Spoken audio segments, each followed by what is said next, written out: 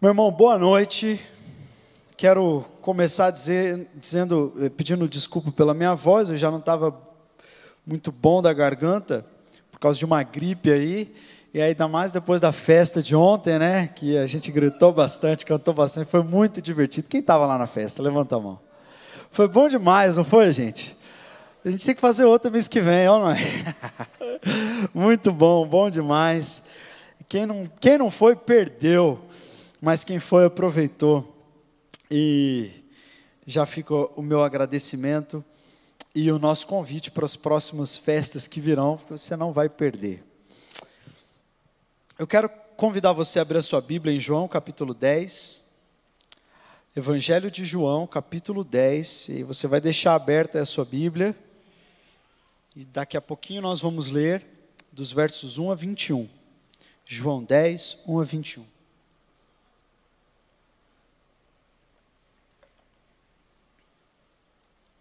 E já que você já aplaudiu bastante, vou pedir para você aplaudir mais uma vez os nossos convidados que estão aqui nessa noite. Já foram cumprimentados, já foram abraçados, mas a gente quer receber vocês muito bem.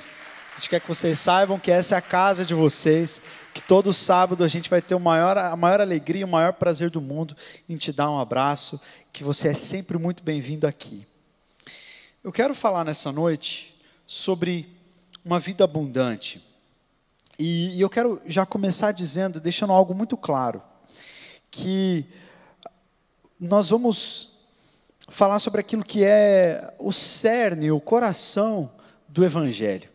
E o que é o Evangelho? O Evangelho é uma boa notícia do amor de Deus.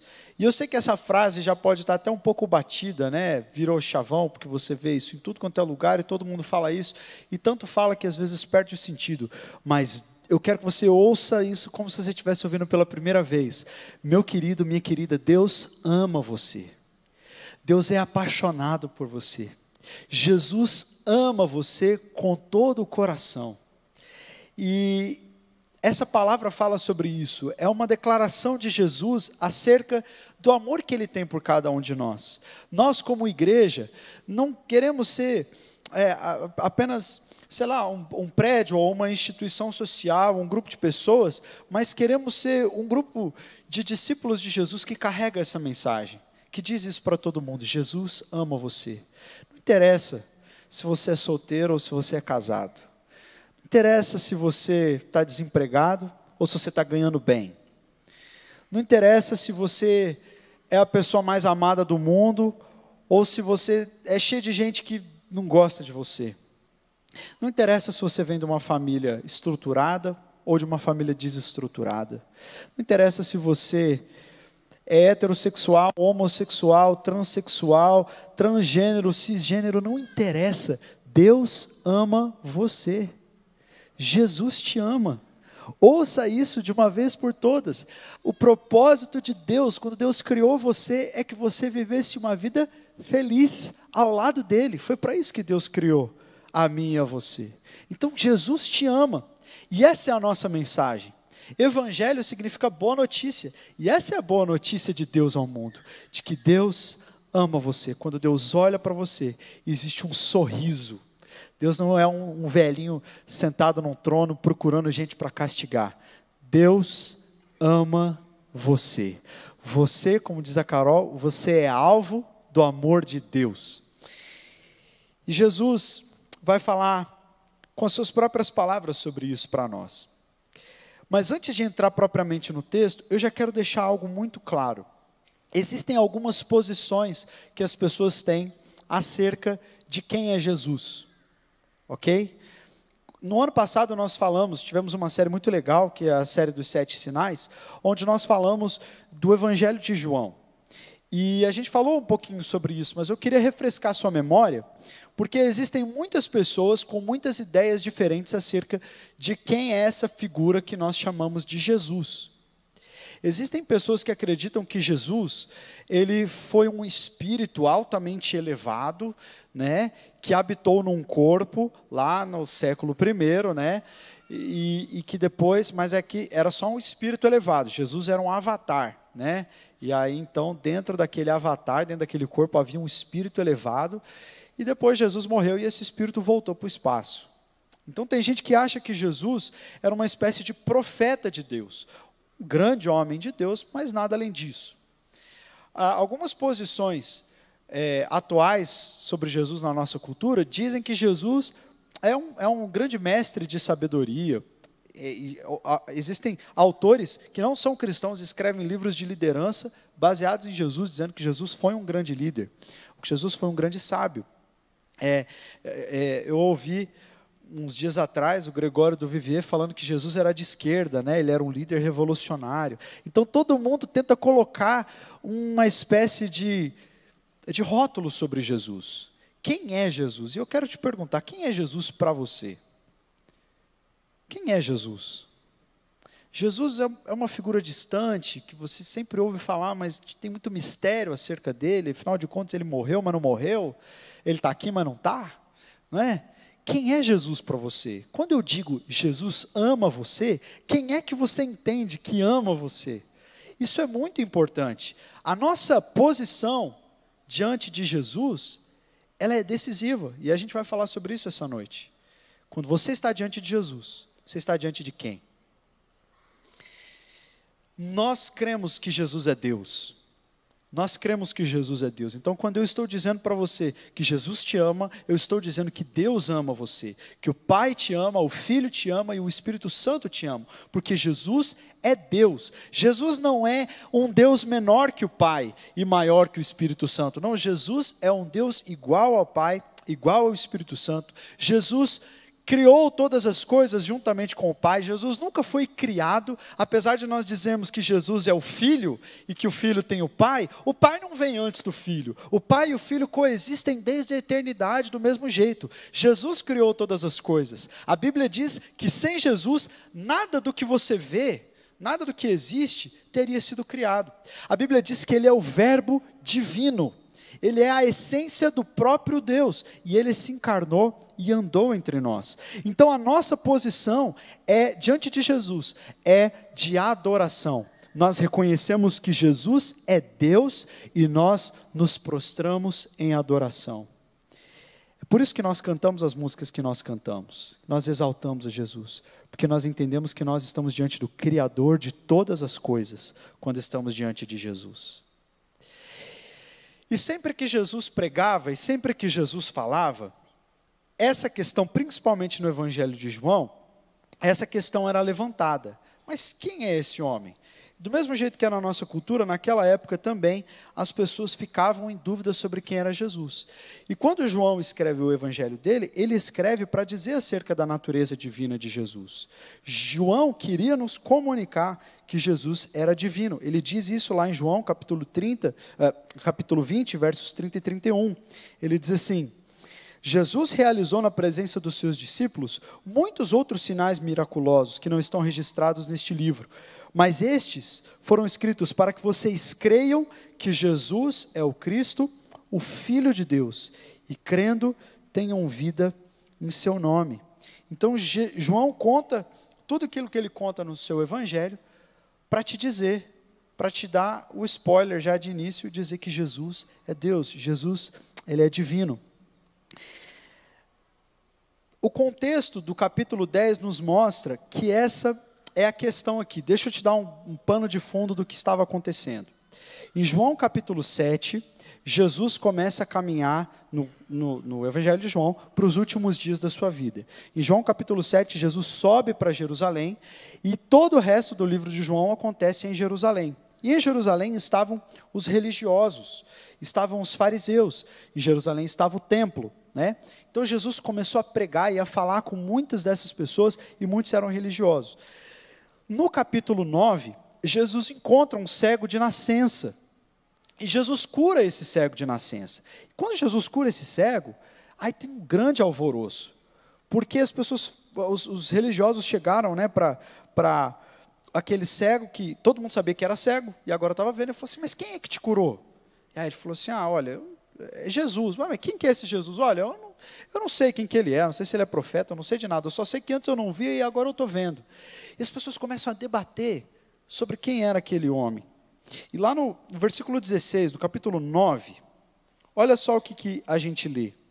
Alguns dos fariseus disseram: esse homem não é Deus, pois ele não guarda o sábado. Mas outros perguntavam: como é que um pecador pode fazer tantos sinais miraculosos? E houve divisão entre eles. Olha só, do mesmo jeito que há divisão sobre quem é Jesus, no nosso tempo, na nossa época, houve também naquela época.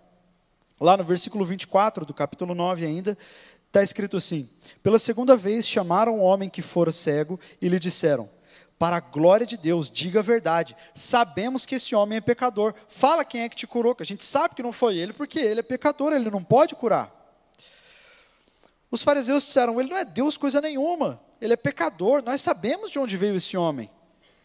Mas quando Jesus se encontrou com aquele cego, lá no versículo 38, Jesus perguntou: você crê no Filho do Homem? E ele diz: Senhor, eu creio, e o adorou. Essa é a nossa postura, nós somos como esse cego. Nós dizemos: o Senhor é Deus, e nós o adoramos. Sempre que Jesus fala, existem dois grupos que se criam. Um grupo que blasfema e um grupo que adora.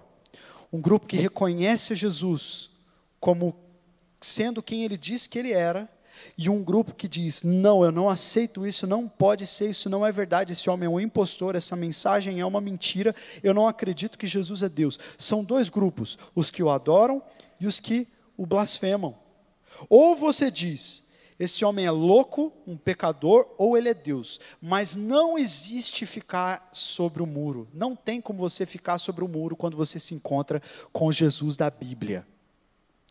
Você deve adorá-lo como Deus, ou rechaçá-lo como um impostor. Eu já citei outras vezes aqui sobre aquilo que o John Wesley falou, o C.S. Lewis, ele disse assim: olha, não tem como você considerar Jesus como um grande sábio, ou como um grande líder, ou como um visionário, ou como um revolucionário político. Essas questões aí estão fora, não são hipótese. Por quê? Porque você não pode dizer que um cara que andava por aí dizendo que ele era Deus, que ele é um grande líder, um grande sábio, ou não é?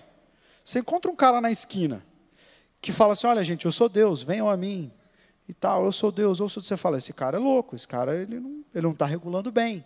Você não vai dizer: olha que grande sábio, que grande mestre de sabedoria. Não, ele é doido.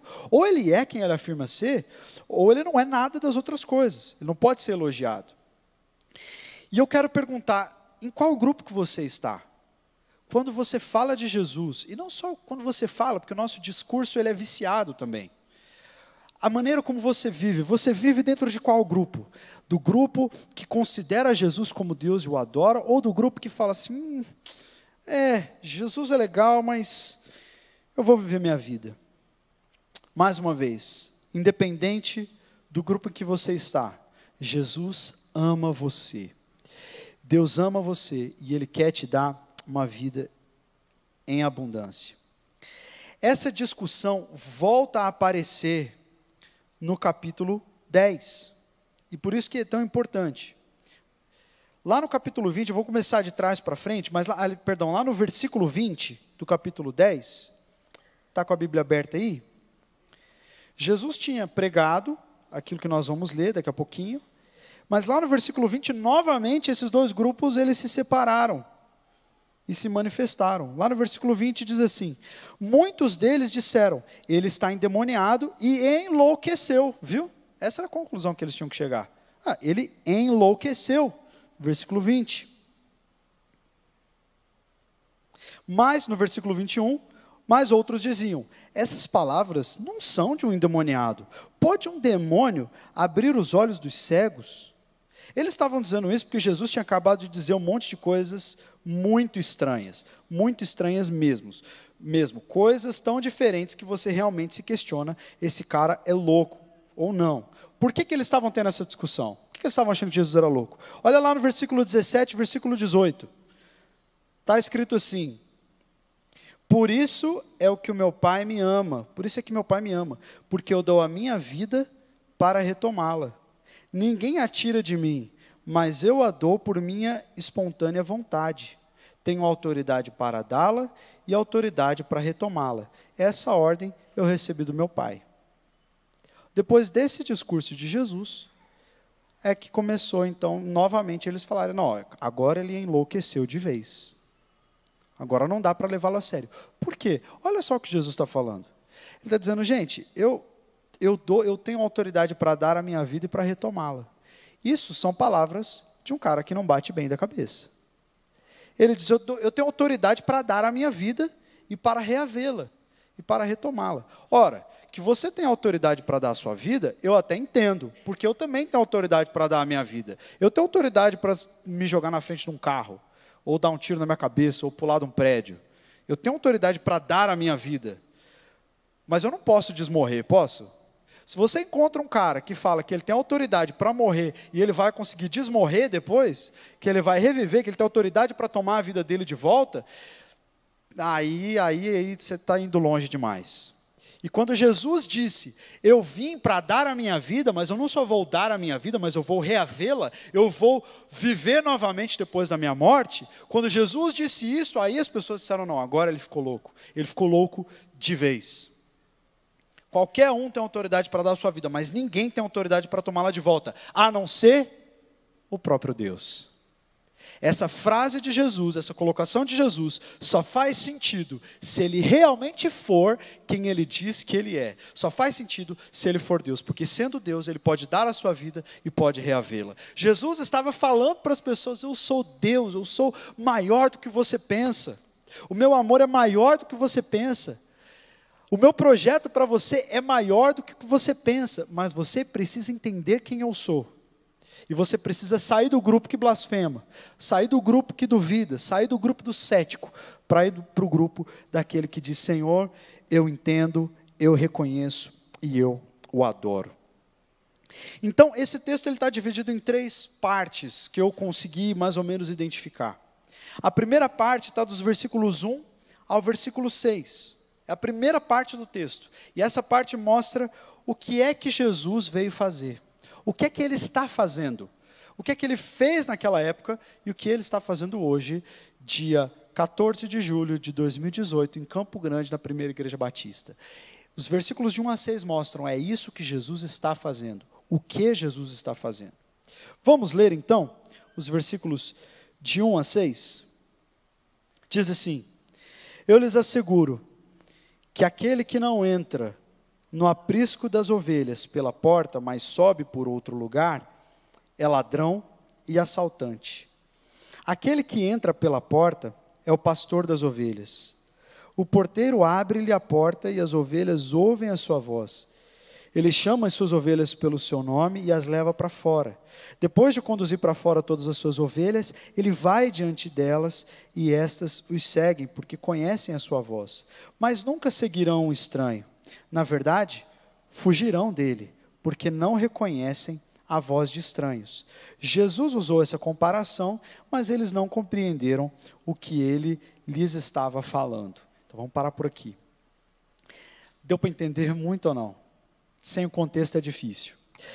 Voltando à história do cego, Jesus havia curado o cego e tinha dado aquele bafafá, aquela discussão, ele é Deus, ele não é Deus, ele pode fazer isso, ele não pode fazer isso, ele é um mentiroso, ele é um impostor, ele é doido, quem ele é, um adora, o outro blasfema, e aí eles vão até Jesus, e aí os fariseus, os religiosos, começam a tratar de discutir com Jesus. Essa palavra de Jesus foi dita aos fariseus. Se você voltar no versículo 40, no versículo 39, perdão, do capítulo 9, está escrito assim, disse Jesus, eu vim a este mundo para julgamento, a fim de que os cegos vejam e que os que veem se tornem cegos. Alguns fariseus estavam com ele e ouviram-no dizer isso e perguntaram, acaso nós também somos cegos? E disse Jesus, se vocês fossem cegos, não seriam culpados de pecado, mas agora que dizem que podem ver, a culpa de vocês permanece. E então Jesus entra na história.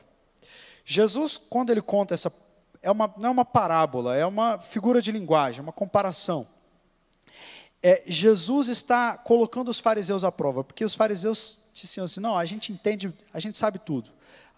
Nós temos o critério da verdade. Aí Jesus fala, é mesmo, vocês entendem tudo mesmo, São craques? Sim, a gente é craque. Vocês conseguem ver a verdade? Conseguimos ver a verdade. Aí Jesus pega e conta essa história. E aí chega à conclusão no versículo 6 de que eles não estavam compreendendo nada. Jesus realmente comprovou que eles estavam cegos e não estavam conseguindo entender o que Jesus estava falando. Eles não entenderam o ministério de Jesus. O que Jesus está fazendo nesse texto aqui? Ele está chamando as suas ovelhas. Todo mundo sabe o Salmo 23, não sabe? Esse é um salmo que todo mundo decora quando é criança e tal, né? Principalmente quem é de tradição cristã, todo mundo decora o Salmo 23. E o Salmo 23 é um salmo pastoril, é um salmo que fala que o Senhor é o meu pastor e nada me faltará. Ele nos compara a ovelhas e compara a Jesus ao pastor. E Jesus parece que usa dessa linguagem do salmista para contar essa história aqui. E nessa história de Jesus, Jesus está dizendo, olha, existe um aprisco e existe um pastor. Ele não diz que ele é o pastor, apesar dele ser o pastor. Aqui ele ainda não falou isso. Ele diz, existe um pastor e existe um rebanho e existem ladrões que querem dominar sobre esse rebanho, mas eles não têm autoridade, porque eles não sobem pela porta, eles vão pela cerca. Jesus está falando contra os religiosos. Ele está dizendo, olha, vocês, líderes religiosos, que não se relacionam comigo, que não passam pela porta, porque ele vai dizer mais para frente, eu sou a porta, vocês tentam ter autoridade sobre as pessoas, mas vocês não têm autoridade, vocês são ladrões. As pessoas não seguem vocês, porque elas só seguem a mim. As minhas ovelhas me ouvem, as minhas ovelhas reconhecem a minha voz. Mas quando vem um impostor, e ele não tem autoridade sobre as ovelhas, ele tenta entrar, ele não entra pela porta, ele tenta subir e escalar a cerca. Mas vocês são mentirosos, vocês são ladrões, vocês estão querendo impor coisas ao povo que eu não imponho. Em outro texto lá em Mateus diz assim, vocês religiosos impõem cargas pesadas sobre as pessoas e não levantam sequer um dedo para ajudá-las. Vocês não são pastores coisa nenhuma. Esse homem acabou de recobrar a vista, ele era cego e agora ele está vendo. E vocês estão discutindo teologia, vocês estão diminuindo a cura desse homem, o milagre de Deus que aconteceu. Vocês não sabem de coisa nenhuma, vocês não pastoreiam o povo coisa nenhuma. As pessoas precisam saber que existe um pastor que as ama e que as chama pelo seu nome e que está interessado em cuidar delas. E estes não são vocês. E existem muitos charlatões por aí, meu irmão. Existem muitas pessoas que dizem que falam em nome de Deus, mas na verdade são ladrões e são salteadores. Eles não têm autoridade, eles não estão passando pela porta que é Jesus para ter acesso às ovelhas. Eles não pastoreiam como Jesus. Eles são como aqueles religiosos que só querem colocar você para baixo, colocar peso no teu coração, jogar julgamento sobre você. Estes não falam em nome de Deus. Jesus disse, são ladrões, são salteadores. Inclusive, é neste texto que nós lemos que o ladrão vem para roubar, matar e destruir. E a gente geralmente usa esse versículo para falar do diabo, né? Que o diabo vem para matar, roubar e destruir. Mas Jesus não está falando do diabo nesse texto. Jesus está falando dos religiosos. É o religioso, é aquele fariseu daquela época que vem para roubar, matar e destruir. Não é Jesus. O que Jesus está dizendo é, o meu fardo é leve. A minha vida, a vida que eu tenho para as pessoas é uma vida boa, é uma vida abundante, é uma vida de alegria, não é uma vida de peso, como a vida que vocês estão ensinando essas pessoas a viverem. É isso que Jesus está fazendo. Jesus está chamando as suas ovelhas. E ele diz, ele chama as suas ovelhas pelo nome e as leva para fora. Depois de conduzir para fora todas as suas ovelhas, ele vai adiante delas, e estas o seguem porque conhecem a sua voz. Elas conhecem a sua voz. Jesus está falando nessa noite. E existem pessoas aqui que são ovelhas do aprisco de Jesus e estão ouvindo a voz de Jesus. E pode haver gente que não está entendendo nada. Que está ouvindo essa história e está que nem aqueles religiosos daquela época. Não estou entendendo nada dessa história. Mas existem as ovelhas que estão dizendo, é isso, quando eu ouço essas músicas, quando eu ouço a palavra, quando eu ouço a Bíblia, eu sinto que existe algo mais, parece que algo reverbera dentro do meu ser, e eu quero esse algo mais, eu quero essa vida abundante, eu estou ouvindo a voz de Jesus, e eu creio que isso está acontecendo nessa noite, com várias pessoas aqui, e eu quero te dizer, é isso que Jesus está fazendo, Jesus está chamando as suas ovelhas, Jesus está reunindo seus filhos. Jesus está chamando as suas ovelhas, dizendo: venham a mim. Eu vou conduzir vocês para fora do aprisco. Eu vou mostrar para vocês onde vocês se alimentam. Eu vou mostrar para vocês onde vocês devem viver. Eu vou conduzir vocês a um lugar pacífico. Eu vou conduzir vocês a uma vida plena. É isso que Jesus está fazendo. Depois, a segunda parte do texto começa no versículo 7. E se na primeira parte a gente aprendeu no texto o que Jesus está fazendo, agora nós vamos ler para que Jesus está fazendo o que Ele está fazendo. Jesus está nos chamando, ok, mas para quê? Para que Jesus nos chama? Versículo 7, diz assim: então Jesus afirmou de novo: digo-lhes a verdade, eu sou a porta das ovelhas. Aí o pessoal que fez a escola do discípulo, na aula de interpretação de parábolas, vai lembrar que a gente sempre tem que buscar a explicação que Jesus dá para os próprios textos, né? Então Jesus contou a história e agora ele dá o significado da sua história. Ele diz: digo-lhes a verdade, eu sou a porta das ovelhas. Todos os que vieram antes de mim eram ladrões e assaltantes, mas as ovelhas não os ouviram. Eu sou a porta. Quem entra por mim será salvo. Entrará e sairá e encontrará pastagem. O ladrão vem apenas para roubar, matar e destruir, mas eu vim para que tenham vida e a tenham plenamente. No versículo 11, nós já vamos entrar para ler até o 13. Eu sou o bom pastor dá a sua vida pelas suas ovelhas. O assalariado não é o pastor a quem as ovelhas pertencem.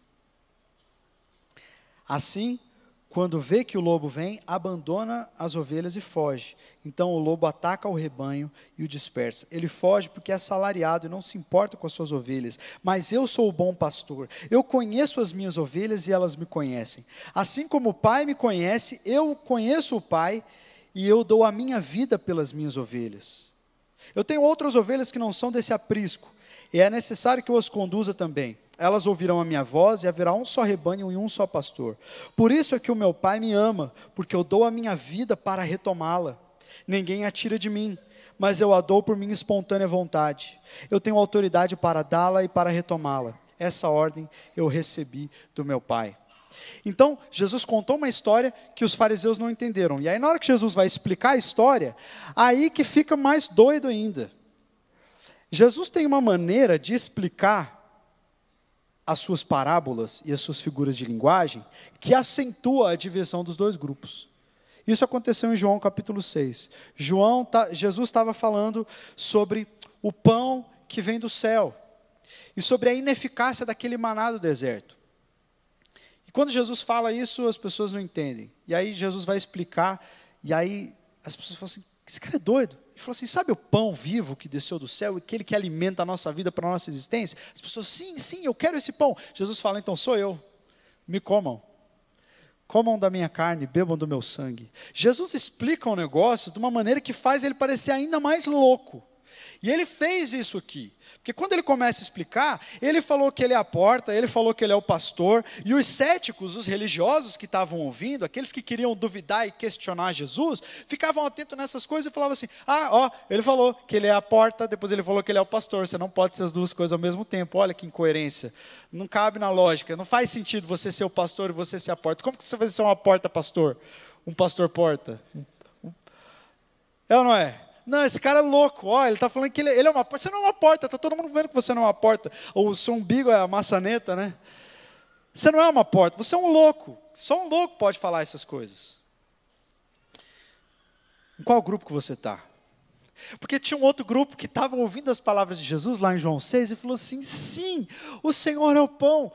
Só tu tens as palavras de vida eterna. Parece que essa loucura alimenta os outros doidos, enquanto afasta os outros, os mais céticos. E aqui existe um grupo de gente que estava olhando para Jesus e falou: sim, eu sou como uma ovelha faminta, eu não me sinto seguro na vida, eu preciso ser pastoreado.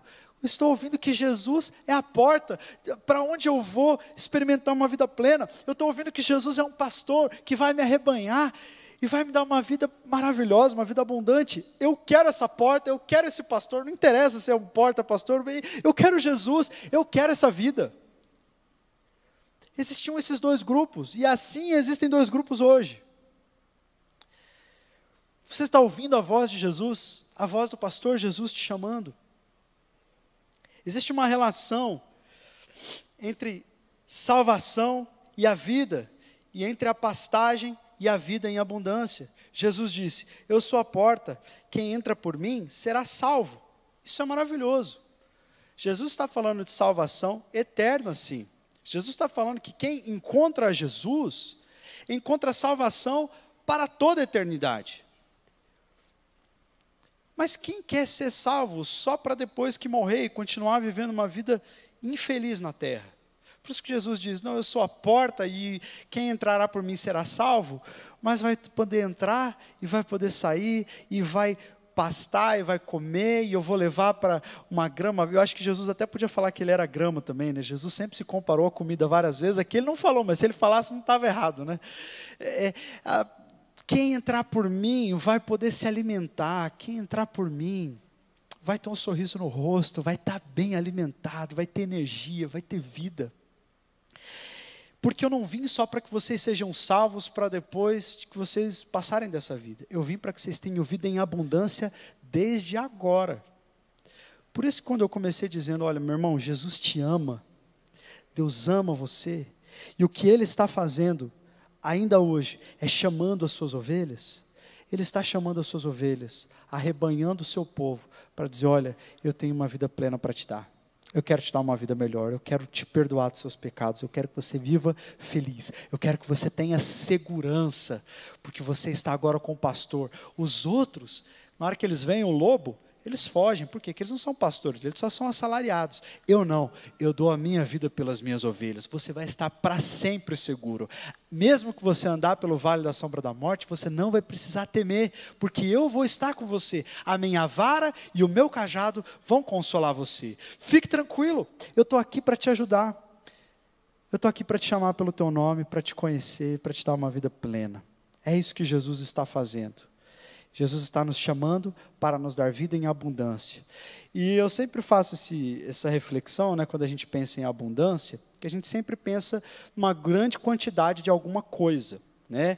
E eu fiz esse exercício uma vez aqui no culto, e eu falei assim: se eu falar a palavra abundância, o que vem na sua mente? Daí uma pessoa falou dinheiro. Eu falei: realmente, quando a gente pensa em abundância, eu lembro daquele desenho do Tio Patinhas. Lembra do desenho do Tio Patinhas, que ele mergulhava numa pilha de moeda de ouro? Depois que eu fiquei mais velho, eu falei: mano, só criança, né? Porque imagina um monte de moeda, de metal, o cara mergulha de cabeça, mas enfim. Aquela é uma imagem de abundância. Você pode pensar em abundância, uma cachoeira, né? Muita água, muita água, muita água. Outros, mais parecidos comigo, vão pensar em comida, né? Abundância, aquela festa de ontem, né, que tinha espetinho, coisa de milho, cachorro quente, tinha uma abundância lá. E o que é essa abundância que Jesus promete para nós, para aqueles que Ele ama? Será que Jesus está prometendo uma vida cheia de coisas? As coisas fazem parte da nossa vida, e Deus não tem problema em nos dar coisas, desde que a gente sempre saiba que a vida em abundância, uma vida feliz e uma vida plena, não está relacionada com o tanto de coisas que a gente possui. Eu falava assim: não, Deus nos dá aquilo que a gente tem necessidade. Isso é verdade. Deus supre as nossas necessidades, mas Deus não nos dá além disso, né? E eu vejo que tem algumas pessoas que batem muito nessa tecla, e aí eu já não sei se é bem assim. Principalmente depois que eu tive a Clara. Porque eu, como pai, eu quero suprir as necessidades da minha filha. Mas eu não fico regulando: não, filha, você já mamou 180 ml, não vou colocar 10 ml a mais, porque não é a sua necessidade a mais. Você já tem um cachorrinho de pelúcia, não vai ganhar outro. Cara, como pai, a gente quer abençoar os nossos filhos, é ou não é? Mas eu nunca quero que a Clara pense que a relação dela comigo é de que eu dou coisas para ela. Eu quero que ela seja minha filha, que ela me ame, que ela me abrace e que a gente desenvolva essa relação. A mesma coisa com Deus. Ele não tem problema em dar ou não dar coisas. O que Ele deseja é que você saiba que Ele te ama e que você se relacione com Ele como um pai. Apenas isso. Sabe por quê? Porque a vida de ninguém é constituída pelas coisas que possui. Se você pegar, por exemplo, uma criança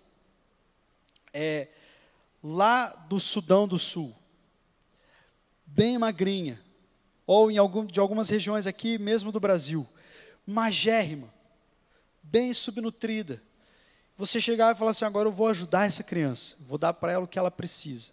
Ela mal consegue ficar de pé, porque não se alimenta. Aí você vai e coloca a roupa mais cara que você conseguir encontrar no shopping, você vai lá e compra e veste a criança. Coloca o relógio mais caro no pulso da criança. Coloca o sapato, o tênis mais caro na criança. Coloca a criança numa mansão. Você ajudou a criança? Ela mal consegue ficar de pé, de fome. A abundância é se alimentar de Jesus. É estar pleno de Deus. Jesus disse, eu sou a água viva, quem bebe de mim jamais terá sede, eu sou o pão vivo que desceu do céu, quem se alimenta de mim jamais terá fome. Jesus está dizendo para nós que Ele é a resposta para os nossos anseios. Uma vida em abundância é uma vida que se alimenta de Jesus, e aí as coisas, tanto faz, porque uma ovelha mirradinha, uma ovelha magra, o que ela precisa é de pasto. Ela não precisa de um aprisco recém-pintado. A ovelha que está com fome, ela não precisa é um aprisco mesmo, né? O nome disso. De um aprisco, de um curral maior. Ela precisa comer. E Jesus está dizendo, eu vim para suprir a sua fome. Tem tanta gente que está com fome de Deus e está tentando matar essa fome com coisas, achando que a abundância são coisas, é ter mais, é conquistar mais, é ganhar mais, é comprar mais, é ostentar mais, é postar mais, sendo que Jesus está chamando as suas ovelhas, dizendo, vem até a mim, eu sou a porta para a vida que você quer ter, eu sou a resposta para você, eu sou o pastor que vai conduzir você a se alimentar das melhores coisas. Tem tanta gente que está até dentro da igreja, mas está morrendo de inanição. Foi salvo, entrou no aprisco, mas parou de seguir a voz do pastor. E aí não se alimenta mais. E aí está lá, salvo, mas morrendo de fome. O que Jesus está fazendo hoje, o que Ele está fazendo? Ele está chamando as suas ovelhas. Ele está nos convidando para que nós nos alimentemos dEle novamente. Para que Ele está nos chamando? Para termos vida e vida em abundância. Mas como é que Ele nos dá essa vida? Através da própria vida dEle. Foi isso que Ele disse. Eu vim para dar a minha vida. Eu tenho autoridade para dá-la e para reavê-la. Queria já chamar o pessoal para a gente ter um momento de oração. Jesus, Ele disse que Ele é o nosso pastor. Sim ou não? Ele é o nosso pastor, mas Ele acabou de dizer que Ele vai morrer. Ele vai dar a vida dEle. Poxa vida, o que acontece quando um pastor morre? Um pastor de ovelhas morre. O que acontece com as ovelhas? Elas morrem também, né? Sei lá, dispersam. Por quê? Porque se o pastor, se ele é aquela figura, a porta, a solidez, a segurança, o alimento, e ele agora não está mais, ele diz que vai entregar a vida dele, então o que vai ser das ovelhas? O que vai ser de nós? Em pleno século 21 no Brasil, se o nosso pastor não estiver aqui. Mas é por isso que ele disse, eu tenho autoridade para dar a minha vida e para reavê-la, porque eu quero ser o seu pastor até o fim da eternidade. Eu quero ser o seu pastor até o fim da sua vida. Eu vou morrer, mas eu não vou ficar morto. Eu vou ressuscitar, que você jamais precise caminhar sequer um dia sem a minha presença. O que Jesus está fazendo hoje, está te chamando para você se tornar essa ovelha do aprisco de Jesus. Ele está dizendo, eu tenho uma vida em abundância para você. Jesus não é ladrão, gente. O ladrão é outra pessoa na história ali, né? Jesus disse, eu não sou ladrão. Eu não estou querendo tirar nada de você, meu irmão. Tem algumas pessoas que olham para Jesus, olham para Deus como se Deus fosse o ladrão. Se Deus quisesse roubar a minha alegria, se quisesse roubar das minhas coisas, do que eu gosto de fazer, dos meus sonhos, como se Deus fosse um ladrão. Jesus está dizendo muito pelo contrário. Você está sendo roubado todo dia. O mundo está te roubando. Você mesmo está se frustrando consigo mesmo. Eu não vim para te roubar. Eu sou o bom pastor. Eu vim para te dar. Eu vim para te dar a vida. Eu vim para dizer que eu te amo. Eu vim para dizer que não importa o seu pecado, não importa o que você fez. Eu quero me derramar sobre você e dizer que você pode começar tudo de novo. Hoje, uma nova vida. Eu vim para isso. O evangelho é isso. Essa é a boa notícia. A boa notícia é que você é amado. E quando eu penso nisso, gente, eu falo, cara, como eu preciso ouvir a voz de Jesus sempre me chamando. Sempre. Eu, como ovelha de Jesus, eu amo tanto ouvir a voz de Jesus. Eu estava ali cantando junto com todos no começo do culto. E eu sentia o amor de Deus desse lugar. Eu falei, Deus, eu quero redescobrir o que é ser amado pelo Senhor. Porque o Senhor Jesus, Ele deixou a sua glória. Ele deixou a companhia do Pai. Ele deixou o trono soberano sobre todo o universo. Sabe por quê? Por você. Porque Ele te ama. E quando eu penso nisso, eu falo, Deus, eu não consigo me amar desse jeito. Eu olhando para mim, eu não consigo me amar desse jeito. Eu olho para pessoas que não conseguem me amar e eu falo assim, eu dou toda a razão para você, porque eu sou difícil, eu sou pecador. Por quê? Por minha causa. O Senhor deixou tudo por mim. Eu não deixaria tudo por mim. O Senhor deixou. Uau! Ninguém nunca me amou assim, ninguém nunca poderia me amar assim. Mas o Deus Santo, o Criador de todas as coisas, Ele escolheu me amar. E Ele escolheu te amar. Você pode não ter dado razão nenhuma para Deus. Muito pelo contrário, você pode ter provado por A mais B que não vale a pena Deus te amar. Mas eu tenho uma novidade para você. Ele continua te amando. E Ele continua te chamando. Ele é o bom pastor. Ele é a porta para a vida abundante.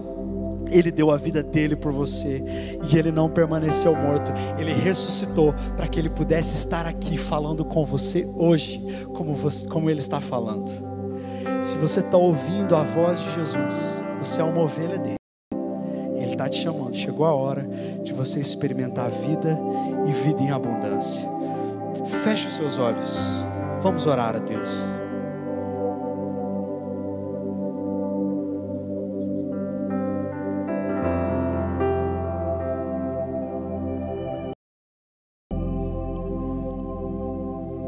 Continue em oração, meu irmão. Mas enquanto você ora e você deixa essa palavra cair, ir mais fundo, transformar a sua vida, para não ser alguma coisa só para o teu intelecto, tua cabeça, mas ser algo para a tua vida. Sim, sim. Jesus é tudo isso. E Ele quer que você viva a vida que Ele trouxe para você, uma vida abundante. Continue orando, meu irmão. Continue orando, meu irmão. Se há alguém aqui nesta noite que ainda não teve aquele momento de encontro com Jesus, onde ele chegou diante de Jesus e pôde dizer assim: eu quero entregar minha vida para Jesus. Jesus seja o Senhor da minha vida. Se você ainda não chegou ao momento em que você disse para Jesus: Jesus, eu sei que o Senhor é o caminho, eu sei que o Senhor é a verdade, eu sei que o Senhor é a vida, eu sei que o Senhor é a porta, eu sei que o Senhor é o pão da vida, eu sei que o Senhor é a água da vida, o Senhor é tudo. E eu quero me entregar ao Senhor Jesus. Hoje é o dia de você fazer isso. Se você ainda não fez, hoje é o dia de você entregar a tua vida para Jesus, para valer mesmo, com tudo, com todas as suas forças, tudo, entregar tudo. Dizer: eu quero entregar tudo para Jesus, quero que minha vida pertença a Ele. Eu sei que já tem pessoas aqui que já fizeram isso, entregaram suas vidas para Jesus e estão caminhando com Ele. Jesus está fazendo uma obra de construção, de reconstrução, dia após dia. Mas se você ainda não entregou a sua vida para Jesus, essa é a hora, este é o momento para fazer isso. Se você está aqui nesta noite e quer entregar sua vida para Jesus, do lugar onde você está, levante a sua mão. Alguém quer entregar sua vida para Jesus, que reconhece que Jesus o ama, que entregou sua vida lá na cruz, e que hoje você quer entregar sua vida para Jesus. Agora é a hora. Deus amou tanto você que entregou o Filho, e agora Ele quer que você entregue sua vida para Ele. Se você não fez isso, agora é a hora, hoje é o dia. Deus abençoe você. Pode baixar a sua mão.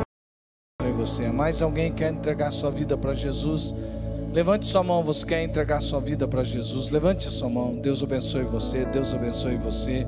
Há mais alguém que quer entregar sua vida para Jesus? Levante bem alto sua mão. Deus abençoe você também.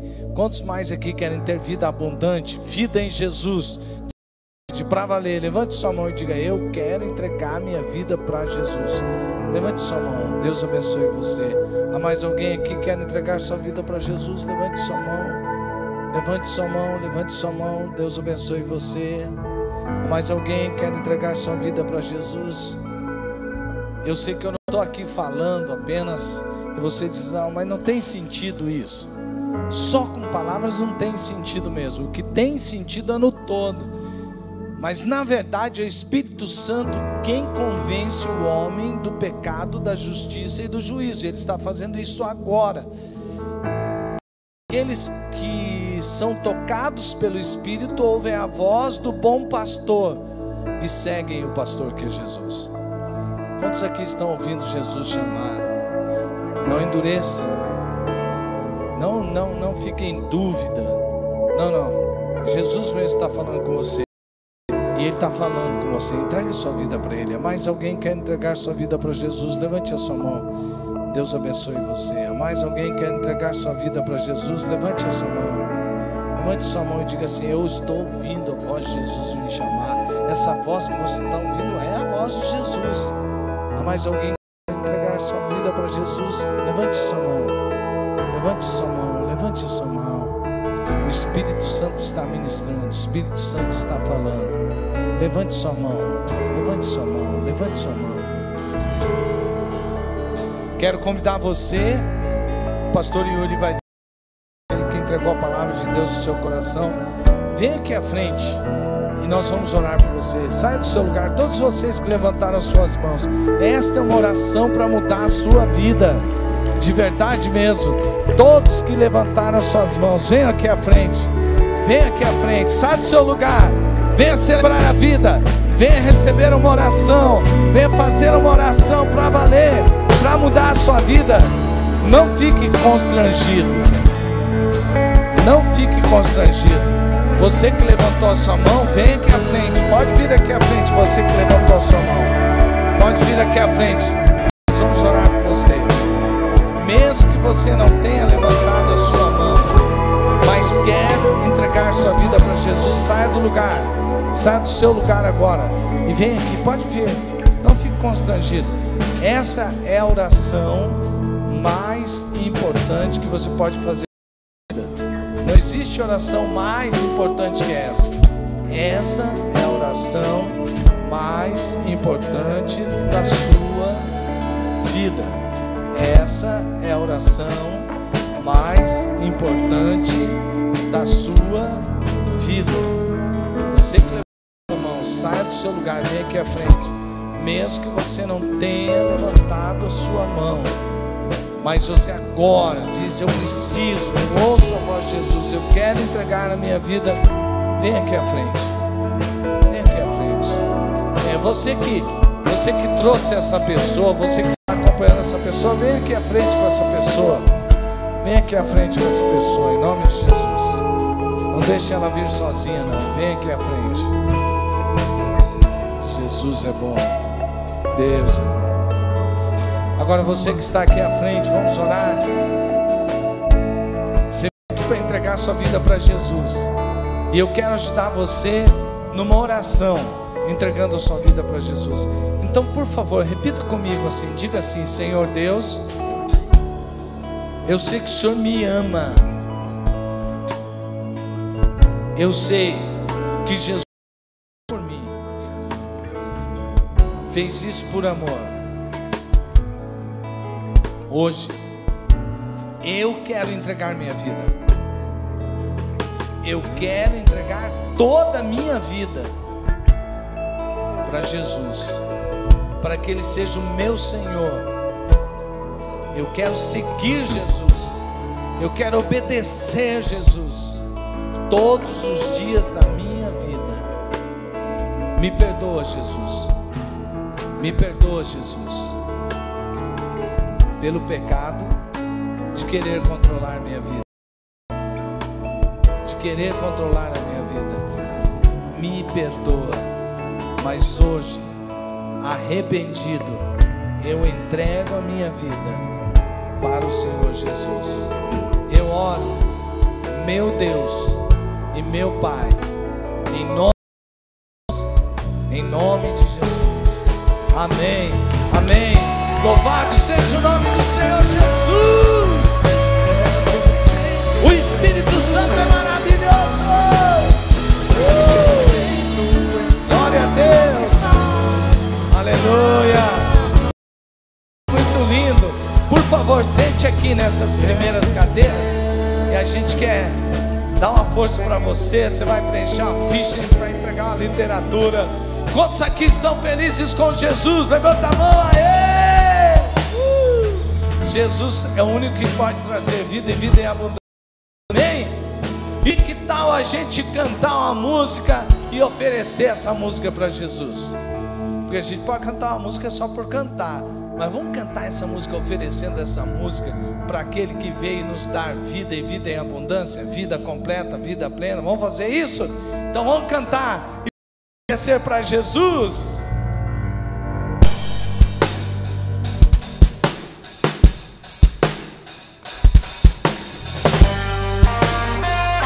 E que você tenha uma semana super de Deus, muito abençoada. Deus te abençoe.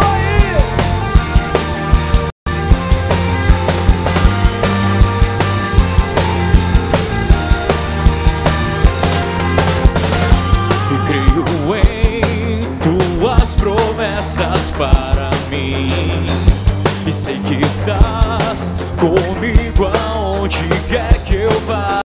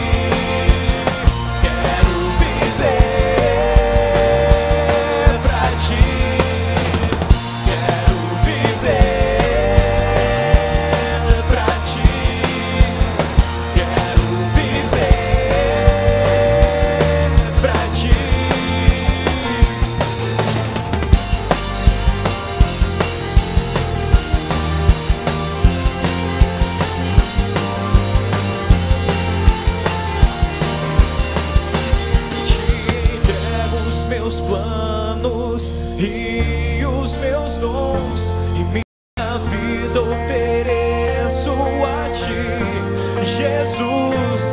Te entrego os meus planos e os meus dons, minha vida ofereço a ti, Jesus. Te entrego os meus planos e os meus dons, minha vida ofereço a ti, Jesus. Te entrego os meus planos e os meus dons, minha vida ofereço a ti, Jesus. Quero viver pra ti, quero viver pra ti, quero viver pra ti, quero viver pra ti.